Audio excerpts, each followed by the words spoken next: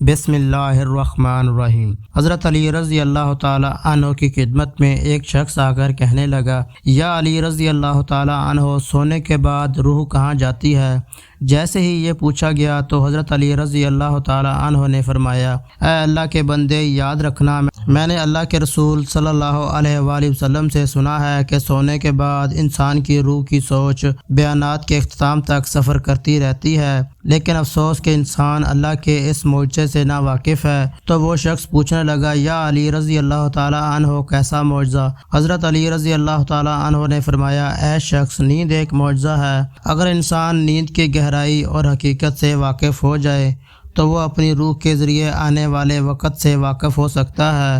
وہ شخص کہنے لگا، وہ کیسے؟ حضرت علی رضی اللہ تعالی عنہ نے فرمایا، جب انسان زندگی کے مصائب کے بارے میں سوچ کر سوتا ہے یا اللہ کی کسی مخلوق کا برا سوچ کر سوتا ہے تو اس کی روح اسی میں دبی رہتی ہے اور یوں وہ نیند میں اپنے مسائل میں ہی الجھا رہتا ہے۔ لیکن جو انسان زندگی کے مصائب کو پس پشت ڈال کر اللہ پہ یقین اور اطمینان سے سوتا ہے تو اس کی روح کائنات سے جڑ جاتی ہے اور یوں وہ دنیا میں جہاں چاہے وہاں پہنچ جاتی ہے۔ تب ہی بعض دفعہ انسان کو ایسا محسوس ہوتا ہے کہ جہاں میں آیا ہوں وہاں پہلے بھی کبھی آ چکا ہوں۔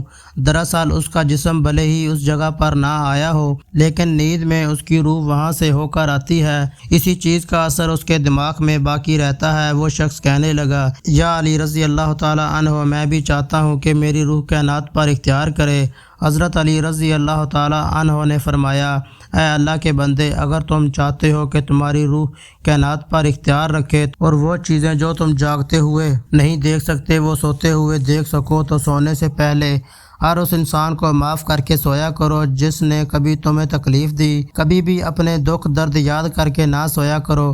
اللہ پہ یقین اور اس کا شکر ادا کر کے سویا کرو اور باوضو ہو کر سویا کرو۔ جیسے ہی تمہاری نیند پرسکون ہوگی ویسے ہی تمہاری روح بھی پرسکون ہوگی۔ دوستو، امید کرتے ہیں آج کا ہمارا واقعہ آپ کو پسند آیا ہوگا۔ نیکسٹ ویڈیو تک کے لیے اللہ حافظ۔